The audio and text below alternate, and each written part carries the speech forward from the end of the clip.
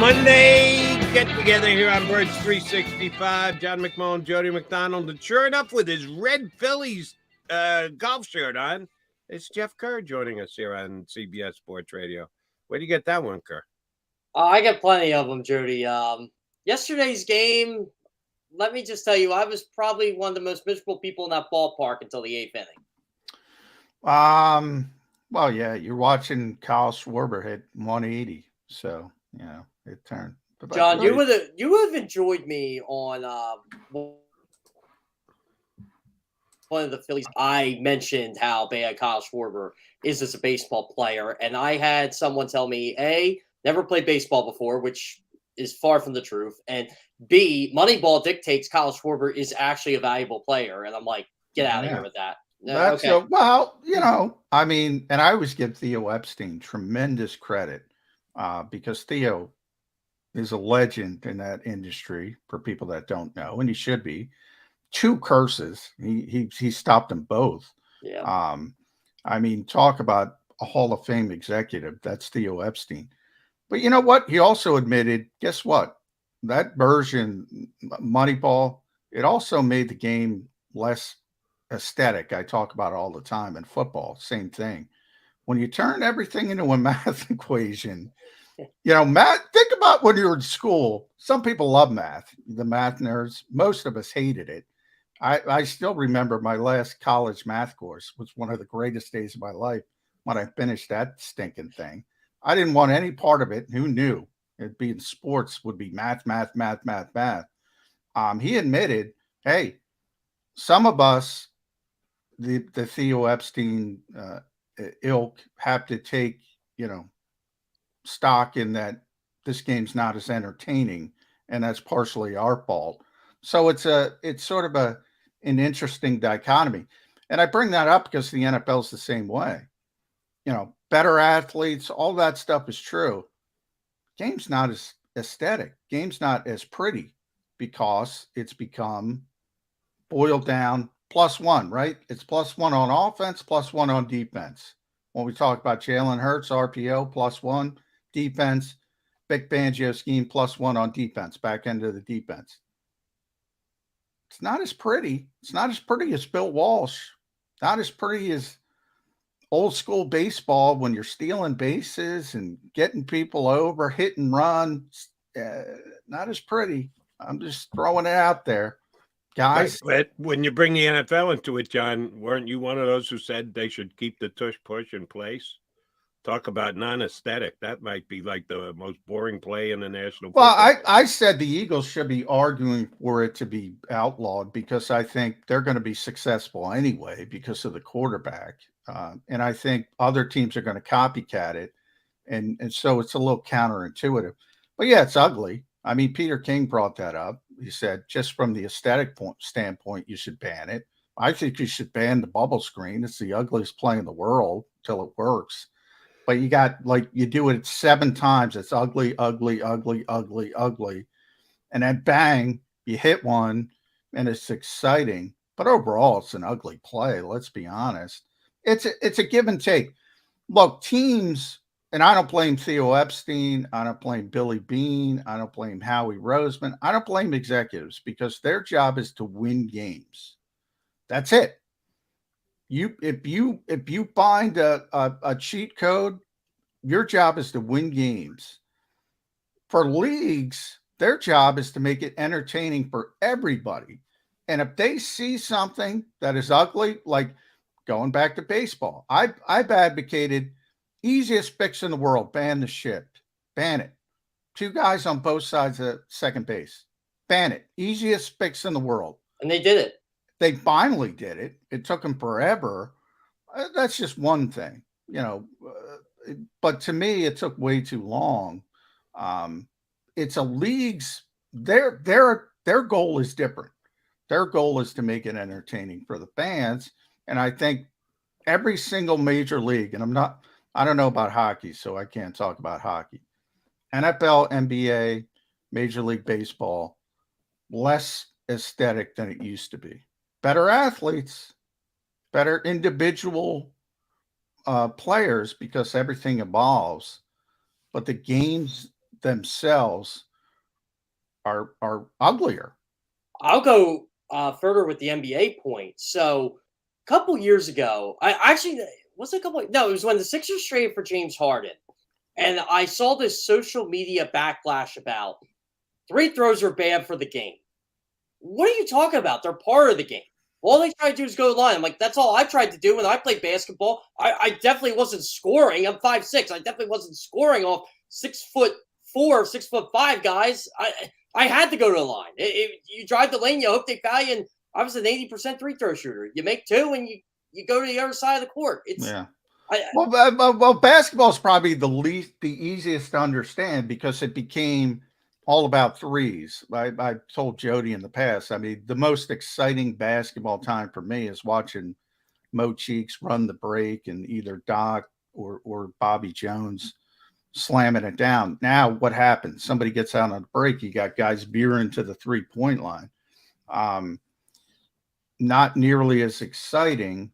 But if you think about it from the math standpoint, when you get the nerds involved, if you shoot 40% from three, think of it 4 of 10, which is nothing for a Steph Curry, somebody of that nature, top tier shooter. You got to shoot 60% from two. So that's what it became. That's what it became. You have a better chance to win the game if you keep heaving up threes.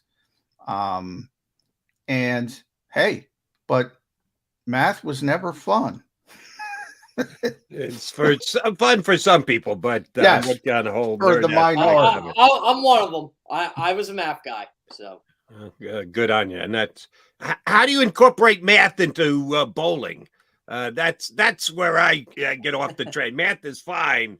Why does it need to take over sports? That's an issue. Do you have any math algorithms that help you throw strikes, Jeff Kerr? Well, so what a lot of bowlers do now is there's an app. It's called PinPal, and they do the math for you, and it calculates your strike percentage, your spare conversion rate, and overall, it just kind of helps your game. Like, so good bowlers, they probably strike about 60% of the time. I'm about 55 to 57.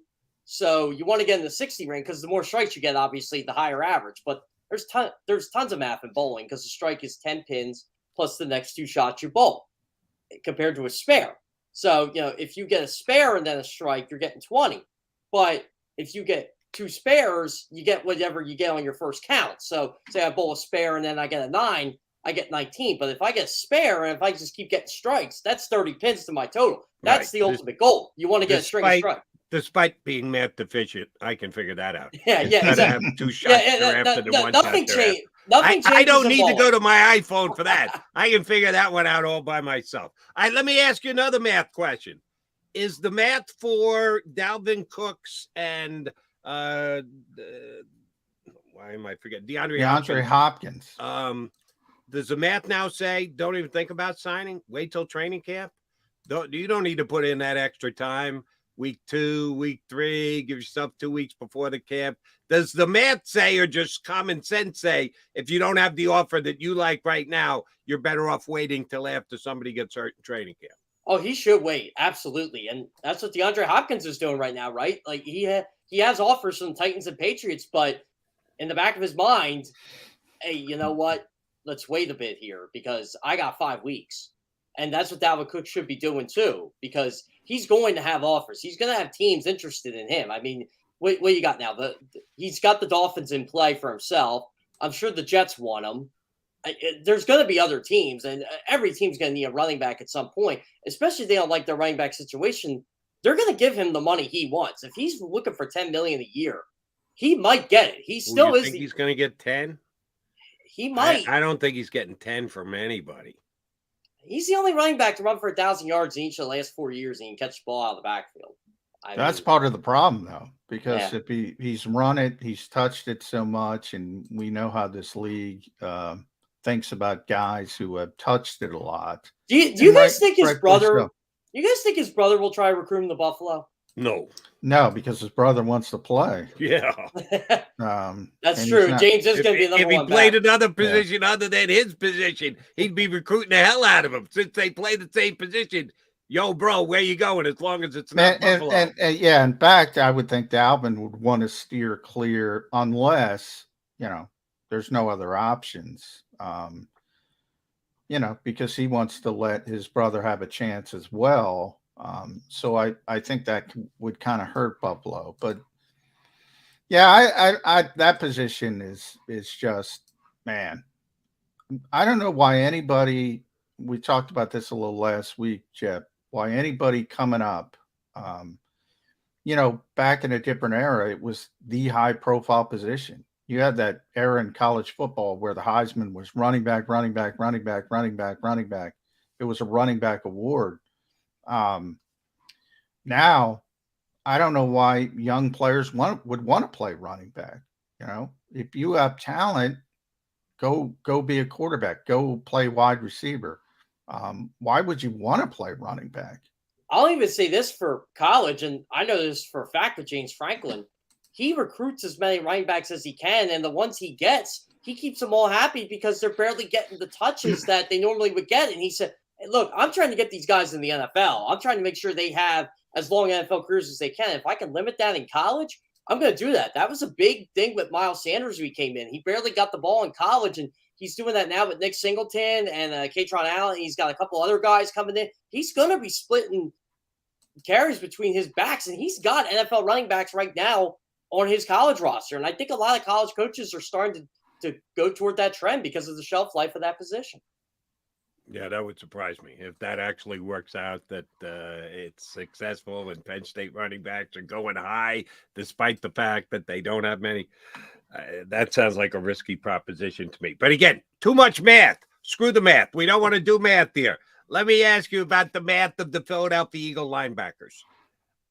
John and I have talked it to death. We'll do so through the entire season as to whether their two linebackers, starting linebackers, are good enough. We believe Nakobe Dean will be, although we don't have much evidence of what happened last year. And Nicholas Morrow is the other starting linebacker. Is Morrow going to be the guy week one? Are the Eagles going to go out and get another linebacker?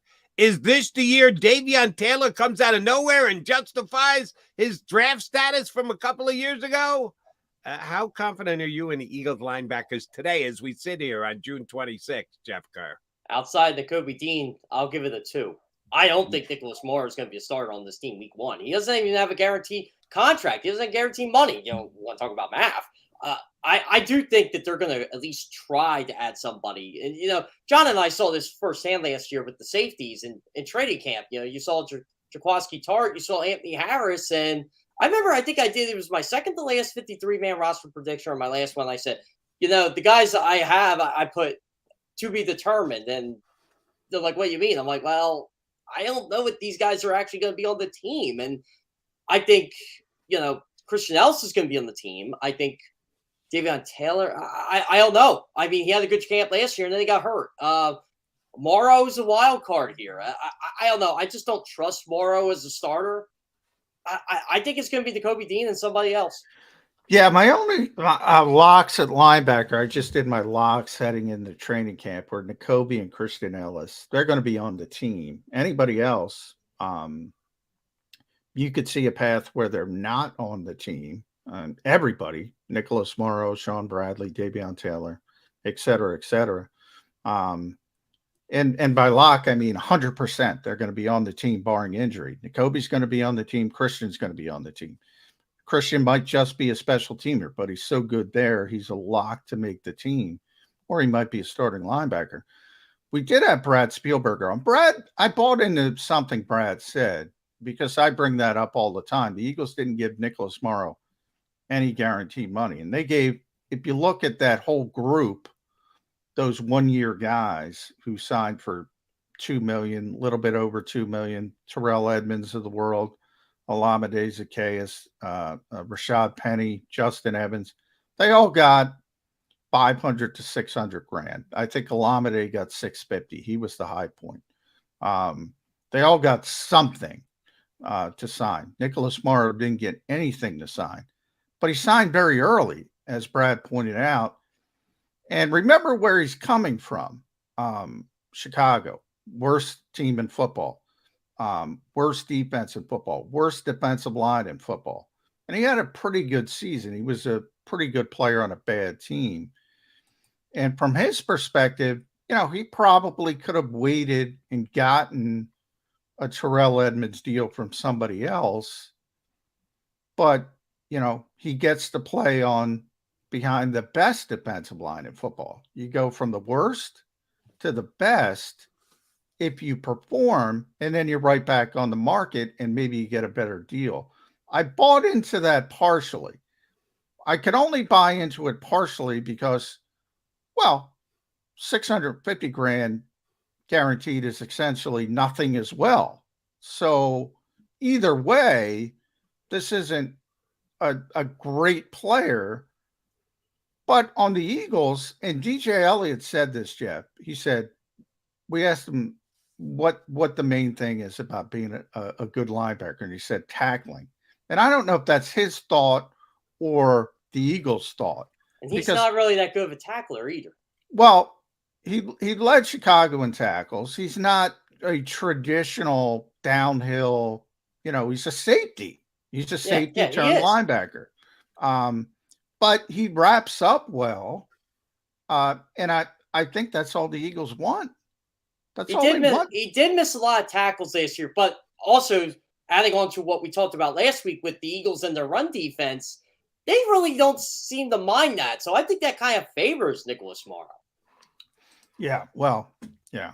The one thing, and hearing from Spielberg is a guy who works at Pro Football Focus, and they really do in-depth tape work and evaluation of the players.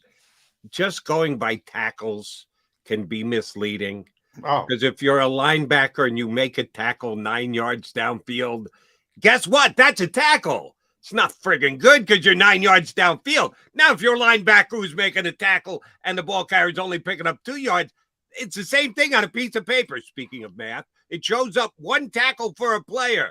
Yeah, a little bit better making it 2 yards past the line of scrimmage than the 9 yards past the line of scrimmage. So a lot more goes into it, and that's why I think Nicholas Morrow is not guaranteed anything. It wasn't like he was making plays behind the line of scrimmage all that often last year. All right, Jeff Kerr, this will get some Eagle fans' blood pumping. We are but a month away from the opening of training camp. And then John McMullen and or Jeff Kerr will have a chance to go down and watch Eagles practice for limited amount of times, some longer than others, some limited.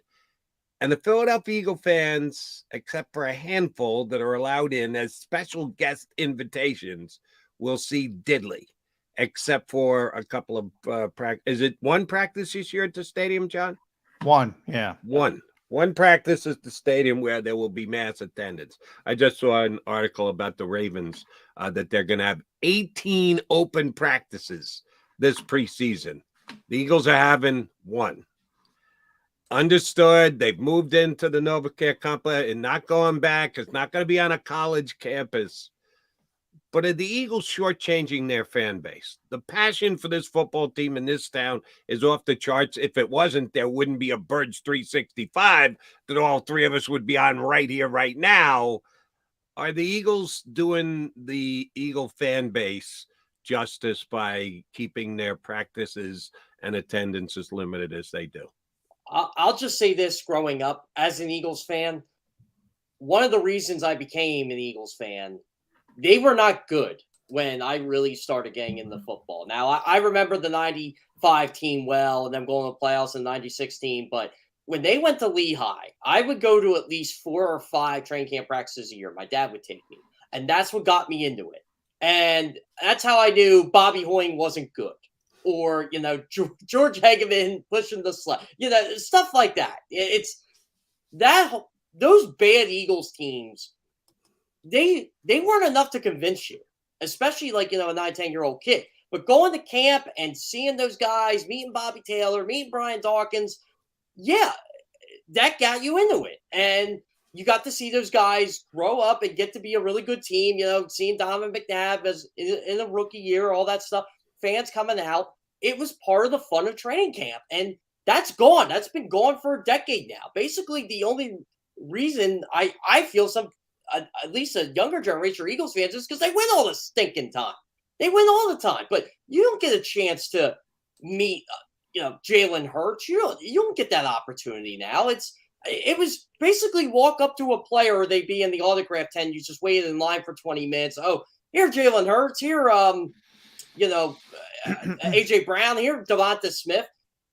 Here's a helmet. Sign it. Here's a football. Sign it. You don't get that opportunity anymore unless it's special invitation only. And everybody goes, oh, this open training camp practice at the link is great. Personally, as someone who went to Lehigh all those years, it's terrible. Oh, yeah. I mean, you can, for people that have been around for a while, yeah, training camp was the one point of the year where you could get up close to the players. And this is every NFL team. And that's changed. Everything's changed here. You know, part of it is they don't have a good facility. I mean, they don't. They need a new facility. When you compare it to some of the other newer facilities around the NFL that. And Baltimore's got a nice one, by the way. Yeah, Baltimore's 18 practices the Ravens are going to have open. You gotta have a room. You gotta have room to do it. They don't have room to do it. Number one, but they take advantage of that. Look, it's not because we would do it. No, they like it. They like to limit. They like to limit us. They like to limit fans. I talk about it all the time, and it's not going back. I mean, if they do, you know, when Super Bowl 52 was out in Minneapolis, we got to tour the Vikings at the time new facility. That thing's like a little city. You got like a high school stadium. You got they have all this room where they can invite the fans in. The Eagles don't have that. I don't think they want it, to be honest. If they do move out to the suburbs at some point, and by that I mean their practice facility, and they have the room and they build this glorious palace that some other teams have, I still don't think they're going back. I don't. That's well, then are they doing it to service to the Eagles fans? Oh yeah, of course. I think that's why Chiefs fans are so passionate about their football team, because they still do that stuff. They have and they have an outdated practice. Well, they don't even go to their practice facility is outdated, but they go away for training. Now, camp. Who knows? Maybe it changes when Julian takes over. Maybe he's more in touch. You know, who knows down the road? But this regime, and it would be years if they broke ground tomorrow. Would be years. It's not going to change with this particular regime. Okay. And yeah, Jody, I mean, of course, it's a disservice to the fan base. I don't think there's any doubt about that. I think Eagles fans deserve better. I really do. I feel they deserve to see this team all the time. And, you know, and we always say from our media side, John, you know, we have to put phones away, which for good reason, but, you know, fans can take videos that they want, and they have every right to do that. But I can tell you firsthand, the Eagles don't like it. No, they hate it. But they try to stop it at NovaCare. They try to have all the security guards stop it. They can't stop it at everybody. At Lincoln Financial Field, the open practice, that's where it's really laughable. We have to put away our phones, but if you're in the stands, the fans tape the whole practice. They do the whole practice, and everybody's seeing it anyway. So I remember someone got a video. I think it was like a deep pass that it was either last year or 2 years ago. And someone said, "You should be a member of the media. You get better than me." I'm like, no, he can't, because if he did that, he wouldn't be able to get that video. So let me ask both you guys. I think I know the answer, but I just want you guys to go on the record with it. The reason the Eagles are the way that they are, that you're suggesting that it's never going backwards, and as long as the current group who's in charge of the Eagles is in charge, it's not going to change. They believe that it's a competitive advantage to not have their. Absolutely. Jody, they are 10 times more secretive than the CIA or the NSA. So let me ask you this question. Is it an embarrassment that they lost to the Kansas City Chiefs last year with, as John McMahon and many others stated, the better team, and they had the advantage of keeping things under wrap as compared to Kansas City, who, as Jeff just told us, has these open practices, everybody knows their business? Does that mean that last year's loss was even more painful because they should have won, because they have this competitive advantage of secrecy? No, because it's not. I'll let Jeff answer. It's not a competitive advantage. The fact that they think So it Jeff is. Lurie's a dope, is what you're telling me. Well, he's not a dope. Yeah, he's not dope. Here's the thing, Jody. They didn't do it purposefully. And when they moved back to the NovaCare complex, it wasn't purposefully for a competitive advantage. Doug just said, you know what, we don't want to travel. There's not enough time. Back in the old days when training camp was a month long and you got everybody together, it was more of a logistical thing. Now as they got it back there, they just liked it more and more. And now it's become and they're way too secretive. It's not a competitive. Which is it, convenience or secretive? Which one is more important? It started as convenience. It turned into they like it. John, were you there the day it was Chip Kelly's first year, and it was after training camp, and when basically everybody was tweeting everything about practice, and they just basically put the kibosh on everything. All right, you guys get 10 minutes. That's it. You're out of here. Were you there that day? Well, Chip was the first to do. Chip was the first to bring it back, and then Doug had the option. They gave Doug the option, and Doug's like, "No, I'm not going back." So it turned into convenience, as I said, and then more of they turned into liking it, and the way it turned out, and the way they could limit fans, and do it the way they do it. And again, in my opinion, this is just my opinion. This regime is never going back. Now, if things change, it's always open-ended, but this particular regime, no. And to Jody's point, it's never an embarrassment to lose to Andy Reid and Patrick Mahomes. No. So it's never an embarrassment. But are they disappointed they lost? Of course. So should the Eagles have done a better job of spying Kansas City's practices back in June? Because Kansas City opened his arms and said, "Everybody, come on in, videotape whatever you want." Whereas the Eagles don't let anybody get anywhere near. I don't know what practice. Kansas City does. Number one, they're not letting people video the entire practice. No, they're definitely at least media people, because they don't have. You got to sneak a fan in there. You got to get somebody from the Dirty 30 to throw on a Kansas City Chiefs shirt and go to their practices and get some secret video for a potential Super Bowl matchup. I hate to break down the fourth wall, if this is a fourth wall for people. But what you do in July has no bearing on what happens if you're lucky enough to be playing in February.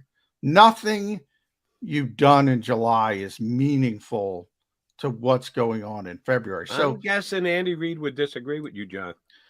Not from the standpoint, I'm not saying it's not important. You got to build your team. I'm saying if Nick Sirianni was, I don't know if you want to call it forward thinking, to have a spy in Kansas City, what you're trying to in July, it's not going to help them in February. It's not going to help them in February.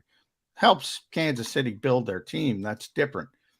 Again, off season is for teaching. Training camp is for evaluation. Regular season is for game prep on that particular opponent. This assumption that you're preparing for Kansas. We had this discussion that you're preparing for Kansas City in July. It doesn't work that way. It doesn't work that way in the NFL. I still remember at Super Bowl week, just going to both practices, I would ask a bunch of Chiefs players in the morning, and they're like, you know what? We honestly really started looking at the Eagles stuff after they won. And after, it was basically that Monday, because Creed Humphrey, Trey Smith, a lot of those guys were like, they didn't realize how good the Eagles front was. And they're like, okay, we got to be on our, we got to make sure we get the calls right. We got to make sure we could do this and that right. And Patrick Mahomes even admitted as such. He goes, look, they put up multiple fronts on defense that you just got to be ready for. And I think Patrick Mahomes said, look, if I'm going to beat this team, I ain't beating them throwing the ball 20, 30 yards downfield.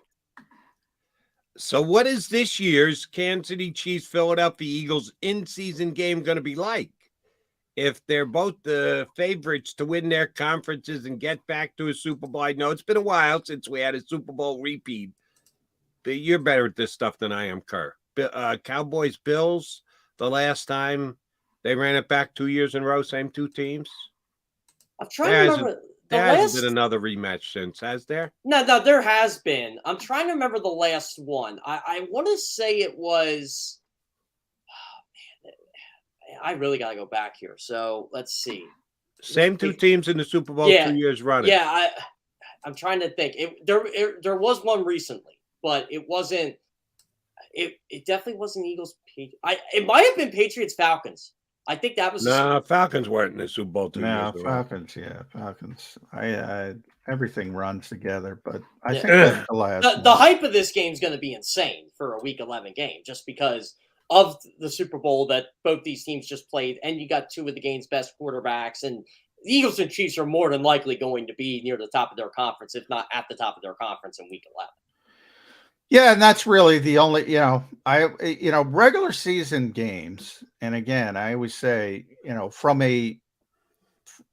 a standpoint of you want to beat a good team, you want to send a message, it's a big deal. And you might need it to be the number one seed, which is a bigger deal because that's the goal. But if you're going to lose a game, you always want to lose it against an AFC team if you're in the NFC and vice versa. If you're going to lose a game, it's better to lose an NFC to an NFC team if you're an AFC team, just from tie breaking and all that kind of procedure. Now, if you're threatening to go 17-0, you want to go 17-0, but and that's why we were talking about what are the most important games on the schedule. I can't put Kansas City in that category because they're an AFC team, other than maybe from a bragging rights standpoint, revenge standpoint, all intangible stuff. Like you can't lose to San Francisco if you're going to be jockeying for that number one seed. You can't lose to Dallas if you want to win the NFC East. And those are your first goals. The first goal, obviously, win the division, win the conference. And as we all know, we've seen the Eagles win the conference, Super Bowl 52, Super Bowl 57. What did that have in common? Number one seed. Everybody's got to come to Lincoln Financial Field. That's Jody. I got the answer for you. So Seattle-Denver was the last Super Bowl rematch the following year. Then it was Green Bay, New England, then Dallas-Buffalo. So those were the last three. Green Bay, New England? In 97, they met in Week 9. Oh, no. Either you've misunderstood my question or... No, he meant back-to-back Super Bowl. Back-to-back Super Bowls, playing the same team. Okay. I thought you meant Super Bowl rematch like the following No. Okay, yeah. No. I was talking about so back-to-back it would be Dallas-Buffalo. So that's what I thought. Yeah, you're correct. And here to John's point about the most important game. In the moment, at the time, playing an AFC team because of tiebreakers, yes, NFC games are more important than AFC games. That's a given. But if at the end of the season you play it out, and let's say the Eagles win the home field advantage in the NFC by 2 games, they go 15-2, and nobody else goes 13-3. But then we get to the Super Bowl, and they're playing the Kansas City Chiefs. Oh, yeah, the most important in the game of the season was when you played the Kansas City Chiefs. Before you know the way it's going to play out, you have to take tiebreakers into consideration. After the fact, you could look back and go, damn, we should have won that Kansas City game. Yeah, we give them a little bit of a mental edge because they beat us. That's one of the only 2 games we lost all year. You don't know it at the time, but you can at the end of the season say, yeah, the most important game we played in the regular season was against an AFC opponent if you are playing them in a Super Bowl rematch. Not necessarily. I mean, that goes back to the intangible stuff. Is it intangible? Some people say it's hard to beat a team twice. Some people say it's hard to beat a team 3 times. The Eagles disproved that theory. Yeah. It didn't work for the Giants. Oh, it's hard to beat a team 3 times. What's funny? I did a story that week, and actually teams that beat somebody 3 times in the season that swept them in the regular season, they're 14-7 all time, now 15-7. Yeah. It's not. Turns out if you beat a team twice, you're probably much better than that team. And more often than not, you're going to beat them the 3rd time, which makes common sense. But at Jeff Kerr CBS, I'll leave it here because it is list season. I didn't get to this list. The most, the best list I saw in recent days was over at NFL.com. Off-season stories that are overblown. And number 3 was the Eagles losing both coordinators. Now, which is it? Did you lose the Super Bowl because of one quarter, or it's overblown because you lost both coordinators? Overblown or not, losing both coordinators? Overblown. I agree. And so I was actually on one of the Cardinals' big podcasts last week. We were talking about the Gannon move and all that, and all the tampering and whatnot. And they go, "Do Eagles fans even care that he's gone? Like, why does everybody make such a big deal? He's not there. This is Arizona." I'm like, I don't know. I think they're going to miss Shane Steichen a lot more than John McCann, but that's just my opinion. Agreed. That's why I disagree with our buddy Eric at home. Eric's a good dude, by the way. Yeah. Ed's a friend, and Eric's a friend, comes on the show and does a good job whenever he's on with us. We don't know what kind of play caller the new offensive coordinator is going to be for the Eagles. We know that Shane Steichen was very good at it. And that will be something that I think will be under the microscope and will be scrutinized. It could turn out to be a non-big deal, but until we actually see results, yeah, I'm going to still consider it a pretty damn big deal, because they're going to have a different trigger puller calling the Eagles plays this year. We'll see how that plays out. Jeff Kerr, always a pleasure, brother. Keep wearing your Philly red. Thanks for hopping on with us today. No problem, guys. By the way, it is list season. It is ranking season. Rank the top 10 tackles in the NFL, top 10 guards, and I get to do, or interior linemen, I should say. And then I'm doing edge defenders this week. I'm ranking the best defensive units in football. So expect the you're on D-line vacation next week, though, right? We can't get you back to. Oh yeah, I got bowling nationals next week. We'll see how much I'm humbled by the pros. And he's got the app downloaded, so he doesn't have to do the math for his bowling shot. The strike percentage will probably be about 35% on the pro shot. Let's just put it that way. Jeez, he's appling up. All right, Jeff Kerr, thanks much. That's Jeff Kerr from CBS Sports here with us on Birds 365. All right, coming back, we still got plenty to sink our teeth into, including talking to Ed Kratz. Oh, we got to get into your top 25 list. John and Ed listing the 25 best Eagles working from the bottom up. Because we had a weekend, we got 3 new names to add to the list. We'll do that when we come back here next on Birds 365.